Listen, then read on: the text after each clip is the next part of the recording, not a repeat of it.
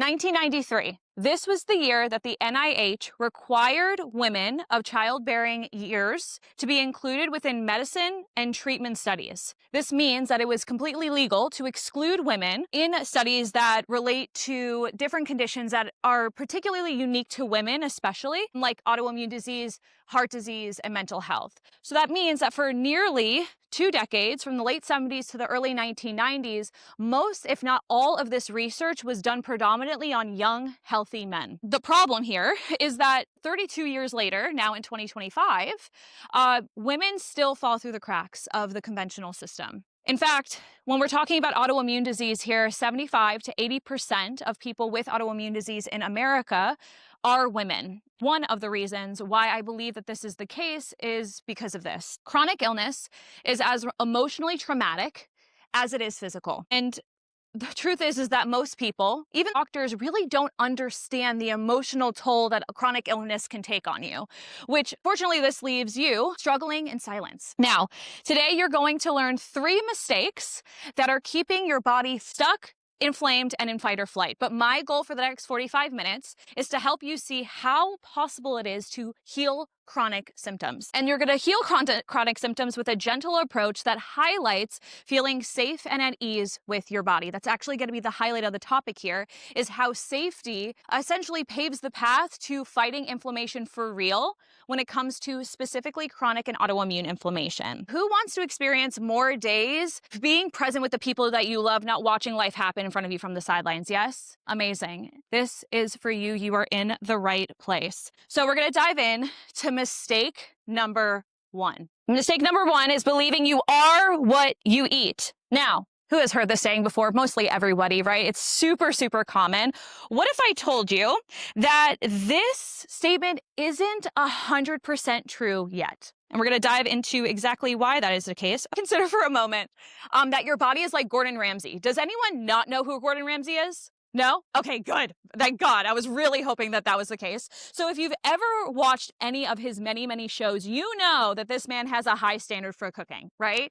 And if any of the chefs on his shows make a meal that isn't up to Gordon's standards, it is rejected point blank, period. Your body does the same exact thing to nutrients that are not properly digested. It will reject them. And this is actually for your protection. This is how your body is designed. When it comes to starting a healing journey that is solely based on what you eat, it's likely that you're not experiencing a healing journey that is changing your life for better. Most often, very common, you'll experience a healing journey that looks something like feeling worse when you're eating healthier, or being crippled with fatigue despite eating healthier than all of your friends at the time, or following a diet perfectly just for your body to still be highly inflamed and in pain. When it comes to chronic inflammation, when it comes to autoimmune inflammation, it doesn't matter how perfectly you follow the diet, because let's be real, diet culture has been alive and well for a really long time. And I can always bet that every single one of you at some point of your life follow the diet to the T. If following a diet to the T worked, I think that we would all be in a little bit of a different spot, myself included. When your digestion is weak, your food will fuel inflammation. This is how your body is designed. This is why I firmly believe you are not what you eat, you are what you digest. Now, the question remains, how do you start a healing journey that you get excited about, that sets your body up for success both emotionally and physically? The answer, it starts with your brain. Okay. Now, did you know, we're going to get nerdy. Is everyone okay if we get a little nerdy together? Okay, awesome. So your brain is a digestive organ. Okay, did you know this? It's true. Your brain can quite literally hinder or enhance digestion. This is important because your brain has 2 modes, and only 2 modes, and it can only exist in one mode at a time. You cannot be halfway in and halfway out. You have 2 modes. It's rest and digest, and fight or flight. So your brain is either taking in one of 2 things. I am safe, or I am potentially unsafe. That's it. So do you see how when you are obsessing about the food that you eat, or you're trying to figure out what food is like good or bad, this can actually keep you stuck for decades. It can be the lens that you look through without it ever really giving you that vibrant health in return. Now, is anyone by chance a mother here? Yes? Okay, amazing. So my daughter is going to be 3 months, 13 weeks tomorrow. And there have been two things in particular that I have become obsessed with since the day that she was born. And those two things are breastfeeding and healthy attachment, right? Even at the beginning of your life, your body prioritizes two things, your safety and your nourishment. Now, one simple way that we can take up space, we can really communicate to our brains that we are safe and in a safe environment is by taking up space with breath work. Okay, so I'm sure that you've listened to many amazing speakers today. And when we're talking about breath work, right, it does provide an incredible shift within our body. And that incredible shift is feeling safe within the moment, right? Devin was talking about the present. This is a really awesome opportunity to lock in and anchor into the present. Now, it's been a long day. We've been, outside for a really long time. So let's take a slow, deep diaphragmatic breath together so that you can just sense that shift of safety even within a couple of seconds. So we're going to take an inhale through your nose and we're going to hold at the top and then you're going to exhale with an O face. O face. Ready? One more time. Do you see how taking up space, you feel the relaxation in your shoulders? This is your body being like, okay, we're good. We're safe. If you're running late to an airplane, right? My gosh, nightmare fuel, right? Running late for an airplane. You're going to be breathing really shallow, right? But if you're walking down a beautiful path such as this one, right? You're going to breathe. You're going to take slow movements. This is how, again, we communicate to our brain. We communicate to our brain communicates with us. And one thing that we can communicate to our brain is that we are safe. Before we move on, does anyone have any questions about this at all? Concerns? Maybe you heard something differently, anything like that before we move on to the second mistake? No? Okay, awesome. We're moving and grooving. So the next mistake, I'm going to use orange here. Mistake number 2, the all or nothing mentality. Who has heard of this before? Who resonates with the all or nothing mentality? Like, I'm a perfectionist. Like, yes, you're not alone. This wisdom came from like my struggle. Okay. So if this is like back to back to back for you, just know that you're in good company. So have you ever felt like you are doing everything textbook right, but you're still not getting the results that you want? Yes? Yeah, my gosh, it's so common. So you're eating healthier, you're going to therapy for years, right? You want to feel safe in your body. You desperately want it, but all that you're getting is frustration, overwhelm, and those voices at this moment start to get louder and they start to scream, is this really worth it?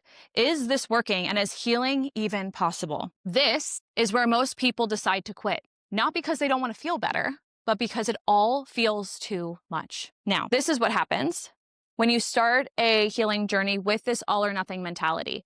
The unfortunate truth about this all or nothing mentality that many of you probably experience, the all or nothing mentality can camouflage itself into something that's positive and productive. So it can look a little something like this. Okay, so I've heard that autoimmune disease is connected to childhood trauma. So I'm going to do everything that I can to heal. I'm going to book the therapist appointment. I'm going to buy the supplements. I'm going to do yoga every day. I'm going to biohack. I'm going to follow the diet to the T. Fast forward 2 months later, you're overwhelmed, you're frustrated, and you're wondering, is this all even working? I'm freaking exhausted. Now, what happens next is the real reason why 90% of all anti-inflammatory or autoimmune focused diets fail. Your brain loves evidence. In fact, it will collect evidence so that it can protect the future. So when the doubts start rolling in, is this even working? Or you hit those days where your capacity lacks. Let's say if you're having a flare up or you're not able to do all that you want to do when it comes to your health. And you're like, okay, well, is this even possible for me? Why is this not working? All these doubts, the all or nothing mentality will have your brain telling you, no, girl, it's not going to work. It's not going to work. You might as well give up now. Just quit. And this is because your brain will choose a familiar hell over an unfamiliar heaven 9 times out of 10. This is what leads people to decide to quit. Not because they don't want to feel better, not because they lack willpower, not because they can't, but because the lack of evidence they have that it's possible for them. So if you're sitting here right now being like, I want to start a healing journey, but it's just not in the cards for me. I want to eat healthy, but gosh, my relationship with food is so rough right now. I want to be the mother that I deeply want to be, but I just don't see how it's possible. Please know this, the thing that is stopping you the most is the lack of evidence that it's possible, because you likely see people experiencing it on social media. Let's say you have conversations with people. I'm living proof that it is possible in some way, shape, or form, right? But what allows you and what influences you to step forward is your ability to see that it's possible for you. And your brain will ultimately need evidence to do that. So how do we do this? How do we start getting evidence so that we can start a healing journey and fighting inflammation for real? This is the next step mentality. You see, most tips that you see on social media, those are designed for the feel-good days. Those are designed for the days that you wake up feeling rested. Those are designed for the days that you have the capacity to play with your kids for hours. Those are designed for the days that you have the energy and the ability to get the chores done. But how do you support your health on the days that your symptoms take center stage? The days where fatigue hits you midday like a wrecking ball. The days that you have to put on that fake it till you make it mask again so people don't know that you are physically in pain. How do you support your healing on those days? With the next step mentality, we start here. On the days that you have the least capacity. I want you to imagine you waking up and you not feeling your best and having something doable within your capacity that helps you support healing. Now, I will be honest here, it might not affect the flare-up that you're experiencing that day, but it could absolutely impact that next flare-up. And the truth is when we're talking about autoimmune healing, something that is not often shared about is that there is a season where you're healing and flaring at the same time. But what we want is we want those flare-ups to be less intense, shorter, more manageable. They don't have the emotional tornado attached to it. The emotional tornado is essentially the emotional feedback that happens when you realize that you're in a flare-up. There's panic, there's depression, and this can range from a variety of emotions and differ from person to person. Are you seeing how the next step mentality actually flips the all or nothing mentality on its head? And it allows even your most symptomatic days to become a launch pad to healing. Yes? Is this connecting with everybody? Yes? Awesome. Do you see how, in a way, these mistakes actually can combine together? They can compound and convince you that you're being productive when in reality you're stuck. And this is how people get stuck for literal decades. This is how people are on healing journeys for decades and still not feeling better. Does anyone have any questions about this before we move forward into our next point? Yeah. The first day? Absolutely. I can give you a recommendation right now if you want. Yeah. So, absolutely. This can range from person to person, but I have a client, Hannah. So she had Crohn's for 14 years and she has 2 little ones at home. So she just doesn't have the time in the morning. And so what we started off with was hydration first thing in the morning, taking 1 to 2 sips before food or caffeine. Now you might be like, okay, morning hydration, hello, like that's neuroscience. Not really, but it was doable and repeatable over and over and over again. And I actually have her podcast episode on my table. So if you want to listen to her story in more detail, I encourage you to do that. But she let me know that she was in remission. And I was like, well, what do you think made the biggest deal? Because she said it so casually. And that's like the most comical thing is that she literally was like, oh, by the way, I had a colonoscopy and like my GI said that my Crohn's is in remission. She had Crohn's for 14 years, but she attributes to starting with the simple stuff because on those days where she was bloated and in pain, she would lean on those 1 to 2 sips. And those 1 to 2 sips, actually, she was proud of them. So it became a non-negotiable. And so I can give you other examples if you would like, but supporting your health on symptomatic days becomes as non-negotiable as brushing your teeth. So for somebody who brushes their teeth every day, right? You're like, oh my gosh, I can't leave the house without brushing my teeth. No. But someone who doesn't brush their teeth every day, they can just like throw it to the wayside and they don't realize that their breath smells. And so if we make it as approachable as, okay, let me just take a shower. Let me just brush my teeth. That's how we start building momentum. And the goal isn't that you stay there. The goal is that you build over more and more based on, again, your capacity. Does that answer your question? Okay, well, do you have a follow-up question? There's space for that. Yes and no. So there is strategy to this. There's a nuance, and the nuance is this. So we want to establish two really important things. One, we want to get you feeling like you're winning. And two, we want it to be doable. We want you to see it as doable. One thing that I recommend is breathing before you eat. So not just doing a whole like meditation practice, right? Some people have the capacity for that. Some people don't. But if we start with breathing 1 to 2 deep diaphragmatic breaths before you start eating, this will actually shift your brain into rest and digest, and it will increase your digestive capacity, which ultimately allows you to feel more energized, less in pain, and more focused throughout the day. So some people start with the morning water. Other people start with the breathing. And that really doesn't matter much when it comes to autoimmune disease. It more matters when it comes to symptoms, life season, and what their goals are. Does that answer your question a little bit better? Okay, perfect. If you have more, let me know. I love this back and forth, okay? Does anyone have any other questions? Really good so far. No? Okay, let's move right along to mistake number 3, which is believing that hustling, leads to healing. When most people think of high-performance athletes like Caitlin Clark, Coco Gauff, and Alona Mar, they think of grind, endurance, strength, and how they perform at a truly elite level in their sport. What most people don't realize is that their performance on the field and their ability to get better and better at their craft every year is determined just as much on their body's ability to recover as it does to perform.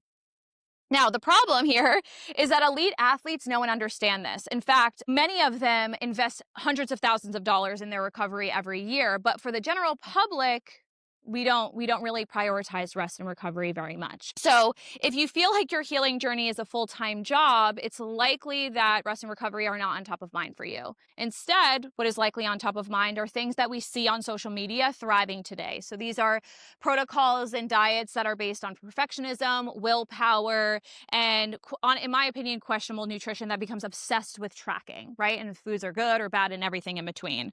The results with many of these approaches is that food actually never becomes medicine.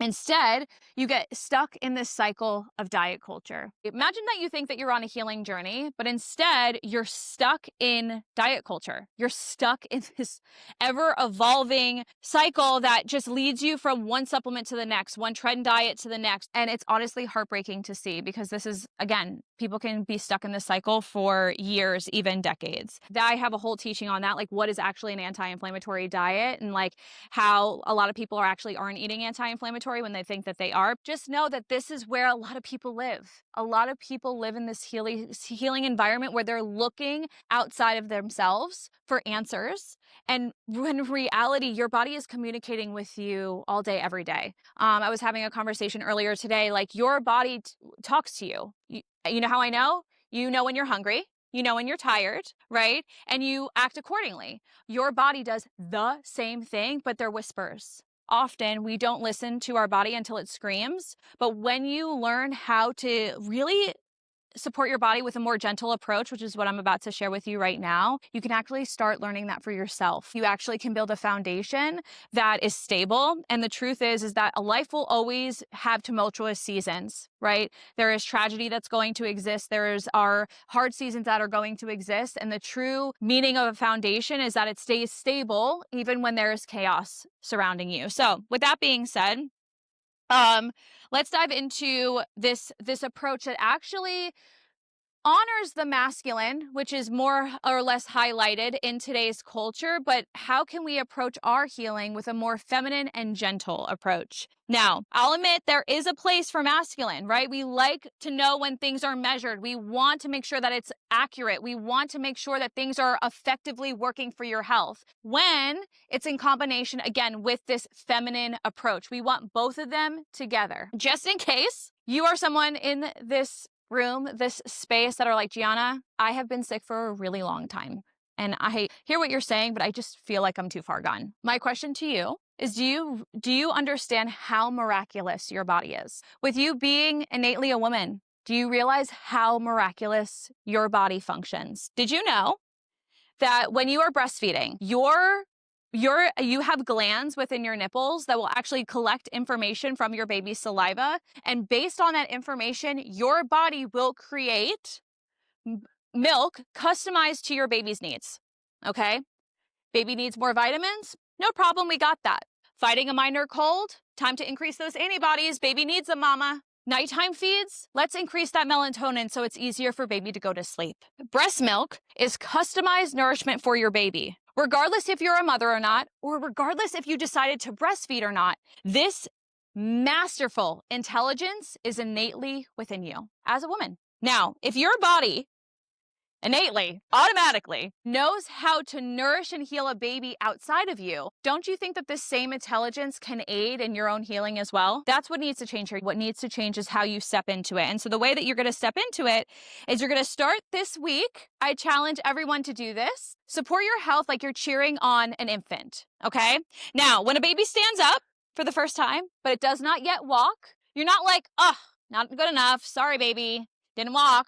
No, right? No, just by them standing up, you have the biggest smile on your face cheering them on because that progress is worth celebrating. And so if we support our health in the same way, this is what a gentle healing approach looks like. We're talking about the next step mentality. We're ultimately giving space for small steps to make big breakthroughs in your life. And I've seen it time and time again. And that's the craziest part again about this is that this approach has helped women who have been dealing with chronic inflammation for over 20 years find life-changing relief. And two, the other second craziest part is that I would bet that most, if not all of you, already do this for many people in your life today. You cheer people on, you speak life into them, you encourage them, you tell them to go for it. You tell them, hey, you're seen, you're loved, you're heard. I'm just giving you permission to do it yourself when it comes to your healing journey.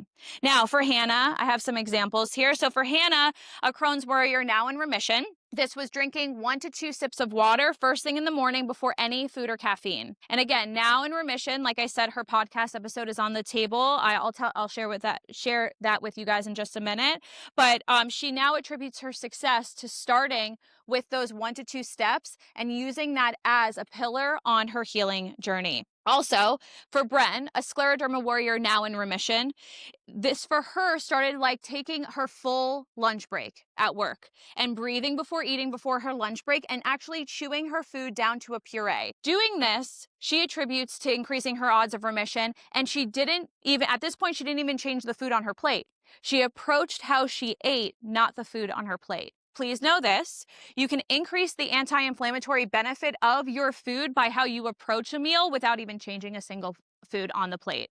Do you see how safety and establishing this new path of feeling safe on your healing journey is a non-negotiable when it comes to healing chronic inflammation, and why a gentle approach is the smartest way to go about a healing journey, yes? Now, all you have to do leaving this space is avoid these 3 mistakes like the plague and have a little bit more faith that maybe, just maybe, healing is closer within your reach than you thought. Now, are you ready to fight inflammation with a gentle approach that is life-giving to you and your family? If yes, if you want to feel more present, more energized, and more pain-free by the end of the year and want more information about how this can work for you, feel free to come to my table and have a quick chat and see if any of my services is a good fit for you. Thank you so much. Does anyone have any questions about this in total? This can be, yes. Yeah. Diet protocol fit that. Yeah, that's a great question. So the autoimmune paleo protocol is not something I usually recommend. One, there's not actually a lot of research that says that it works. And two, it's not most of the time the way that it's utilized incorrectly. So when we're talking about extreme elimination diets, those are not usually the first step. It's usually like step 5 or 6. Most people will start with elimination diets first because it's tangible. So when we're talking about an anti-inflammatory diet and what inherently your body needs, nourishment is what heals, right? And so the approach of elimination is actually a little bit counterintuitive because what happens a lot of the time with the AIP is that people will eliminate all those foods and then they'll be like, okay, well, what do I eat? And then they're eating less, or they're not eating really nourishing foods. They're just avoiding this entire food list, right? And so a lot of the time, yes, there are some foods that could be outside of tolerance digestively, right? And that goes into sensitivities and tolerance. But if your digestion is weak, you're going to react to more foods anyway. So what happens is that you're not eating any more of an anti-inflammatory diet, and then you're like convinced that like you can't eat Brussels sprouts. When in reality, Brussels sprouts are actually they're great for you. They just require more digestive strength, and so that's likely the root cause, not Brussels sprouts. Does that answer your question? Really good question, by the way. Of course, yeah. What? Gluten, like, is it anti-inflammatory or not? So, what? I'm sorry? Yeah, so I'm gluten-free. I'm gluten-free because my body needs to be gluten-free, right? So this is a very person-to-person situation. Two things to know about gluten. One, it's like a gum, so it's inherently very difficult to break down, regardless if you have a gluten intolerance or not. And two, when you have fermented gluten, that tends to be easier to digest. So like sourdoughs, yes. So those tend to be easier to digest because that fermentation process breaks it down. So there are foods like farro, for example, that are gluten-containing whole grains, and they're healthy for you, right? It's just a matter of if your body can tolerate that or not. So there are a few different ways that you can get tested to see, or you can do what I like to call the E2P2 method.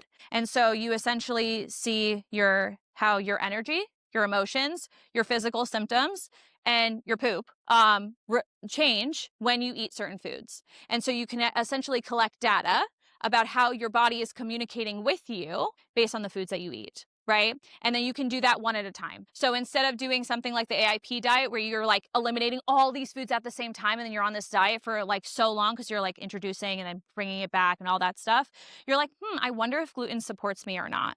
And then so you avoid it for like a few days, right? And then you add it back in. You say, how are my joints, right? How's my attention span? For me, my ADHD gets significantly worse, like low-key unmanageable, when I eat gluten. So there is space, right, for you to have gluten and it be a part of a healthy anti-inflammatory diet, but it really depends on where you're at and where your digestion is. Does that answer your question? Okay, amazing. Yes. Yeah, sure. The idea of like needing to feel safe in order to digest, right? So if you go on like the elimination diet, you're essentially telling yourself like these things are not safe for me. These things are out there and they could be in the food I want, but that's gonna hurt me. Yes. Right. And then every time you come to food, you're coming at it with this like defensiveness, like, is this going to be the meal that puts me out for the week? Exactly. That's exactly right. So when you're always on this defense of being like, okay, is there blank in this? Is there blank in this, or is this going to flare me up? Yeah. Right? Because elimination diets actually don't provide you a lot of clarity. They're tangible, right? So they can help, but they don't actually provide a lot of clarity about what foods you're digesting well. What will tell you if your food is digesting well? The E2P2 method. We know this through science that our body actually functions differently when we're in a chronically stressed state, and that honestly, like stress will make flare-ups. You're increasing your risk for flare-ups, and you're making that prognosis worse. Yeah. So is that like how, like, what kind of timing should you have before or after eating in regards to exercise to make sure that it's not like counterintuitive? Yeah, that's such a good question. On a healing journey, especially in the beginning, you want to be mindful of stressing your body out too much. And fasting is one of those things that women in particular have more of a sensitivity to. So what you could do is have a mini breakfast. That way you can, and this can be something that's actually a little bit higher in like natural sugars. So if you want to do like a high quality yogurt with, berries in it, or like an oatmeal, again, smaller portions so that you work out, you don't upset your stomach. And then after you can have a bigger meal. And so that way you can essentially provide your body the nourishment it needs for that exercise, and then you can eat a more robust meal after that. Yeah, after exercise, so that you're like waiting long enough so that you're in the rest and digest state before you're eating a meal afterwards. Oh, okay. This is a really good question. So yes, we want to be mindful of the hormones after our our workout. However, we can also communicate to our body that we are now slowing down and in a safe state. There's two ways you can do that. One, you can be mindful of the cooling down process, right? Making sure that your heart rate and your cooling down, your muscles are cooling down in an appropriate way. Or on the way home, you can listen to really soothing music. Let's say, even if you're 5 minutes away, right? You can be intentional with that process driving home and being like, okay, hey, I'm going to sit in silence, or I'm going to put on a peaceful song. This is going to essentially prepare your body into, hey, like, I'm ready to eat. And then you can also be mindful with like a few deep diaphragmatic breaths before you eat. Again, just that little cherry on top to be like, okay, now I'm really mindful, I'm being intentional, and you're actually doing things that set your body up for success. But really good question. Any more questions? No, I will pass to a friend. Yeah. Does anyone? Yeah. Yeah. I did the autoimmune protocol diet, Okay. and my doctors were recommending that I do either the Mediterranean diet or the autoimmune protocol diet. Yes.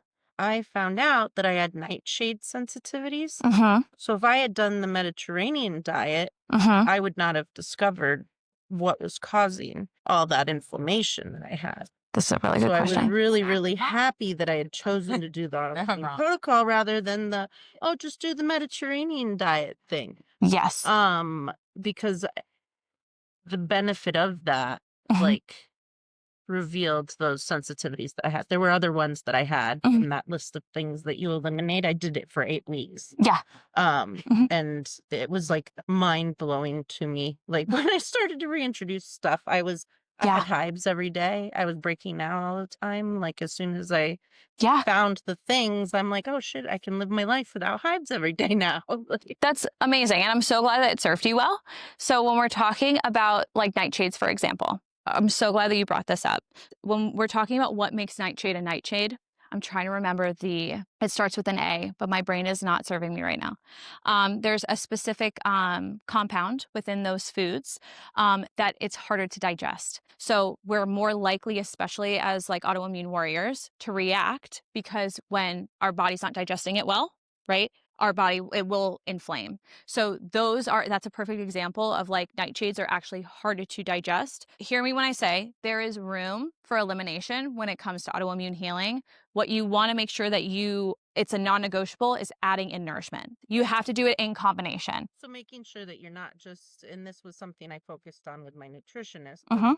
not just eliminate all the things, but like Yeah. eat sweet potatoes, eat things that weren't normally in my diet before that Absolutely. helped to diversify what I could eat during that 8-week period. Yes, absolutely. And that's amazing that you had a nutritionist in your corner. That is a game changer in itself. And I will say that there is actually a way for you to become more tolerant to foods like nightshades. And so, because on foods like tomatoes, for example, are great for circulation. And with a connective tissue condition, circulation is a godsend. Because again, when our connective tissue is being attacked, right, our circulation, especially living in Syracuse, right, with the harsh winters, naturally our circulation in our feet and our toes are going to be hindered. And as we get older, that will continue. So if we have foods that support circulation, that is going to serve us well. When you support your digestion, you're like giving your body the opportunity to one day be able to tolerate those foods again so that you can have more diversity, right? And so when we're looking at increasing your odds of remission, what we look for on a gut microbiome level is diversity. We want a diversity of good cohabitating bacteria. We also know when there's diversity, there's less opportunity for parasitic or opportunistic bacteria to come in and control of our gut microbiome, right? And so the way that we flourish a diversity of gut bacteria is by eating a diversity of fiber. You're doing such great work. Be proud of yourself. And there will ultimately be a moment where like adding in diversity is going to be in your best interest. And so supporting your digestion will allow that to be an option for you. Yeah. Well, so I wondered because I've been Yeah. reading Yeah. the gut microbiome process. Yes. So I did a podcast last week about postbiotics, prebiotics, and probiotics. I start with postbiotics first. And I could literally be here for another 30 minutes explaining why, but I have a podcast, so feel free to check that out and listen to it, because that will be, especially if you're already researching it, don't let that be the only one that you listen to. But that's a really great place to start, especially if you're thinking about adding in those supplements in. I wouldn't recommend probiotics first, because so like if we add in a probiotic in a city that's in pure chaos, right? Adding in good guys, like let's say like the National Guard, for example, does not equal immediate peace. It actually increases chaos, especially in the beginning. So like if we have an autoimmune disease, our bodies can't tolerate that burst of chaos. And so that can increase our likelihood for a flare. What we do want is we want to exterminate the chaos as gently and as efficiently as possible, so that those next steps like prebiotics and probiotics can be introduced in a way that actually serves you. Like you're not really wanting to boost your immune, like No, you don't. right? You don't want those I'm like, immune God, boosting no. things. No, you want to regulate. Yeah, like you don't want to increase your immune system because your immune system is already overactive. Right. Okay. It's regulation, which requires you to feel safe. I'm neurodivergent, so I do a lot of research on nervous system regulation. And I have a really good friend of mine who has a school for like autistic children. And so what the first step in that of regulation is connection. And so you need to feel safe to connect. It's like so cool that our bodies, even when we're talking about neurodivergent, still value that connection and that safety. So The other so bad, but Yeah, we're Yes. having the energy to exercise. well, exactly. yes. So my gym though, like I put my gym on a medical hold for 3 years. Yeah. And then I just went back last month and they were like, you're not a new member, but we're going to like give you a free opportunity to talk to either our trainer or nutritionist on staff to find a program that works with your new body situation. Yes. And I was like, yeah, that's great. That's Such awesome. things like for me, like walking in the pool is more supportive for me than like going out and hitting the machines, 100%. Get myself in a cold pool on a bad day. You couldn't pay me to get in a cold pool Yeah. on a good day. Yeah. On a bad day. And that's the beauty of like autoimmune is like each of us is so different. Exactly. I think that's And like the what's hard within your part capacity? is, like that's what makes the healing journey so difficult. Yeah. Because you can't look at someone next to you who has the same exact problems and learn from their experience as well as you could if you were like, Literally, I yes. had an infection. You had an infection. What did you do for your infection? Like it's not as transferable. It's Yeah. not. I've worked with hundreds of different women. Not one single woman has done exactly what I have done. They have an infrared sauna that I decided to start trying because they said that can be really great for like helping your muscles Yeah. to like relax and oh, it's been like a game changer. Yeah. I'm like, that's I can sit here all day. but that's how you know that's within your capacity. When you're like, oh, this feels amazing. And you're like, oh, I can do that again. Yeah, Re- I yeah. was in the regular sauna for like 5 seconds and I'm like, everything's burning. So we're like, get me out of here. Thank you so much. Does anyone have any more questions? I'm facing this way. I hope that. I'm going to go to your table and get your information. Yeah, perfect. Sounds amazing. I hope that this podcast was helpful for you. Make sure that if you haven't already, since this is a new podcast when it comes to YouTube, make sure if you haven't already to subscribe to this channel. We release podcasts every Tuesday.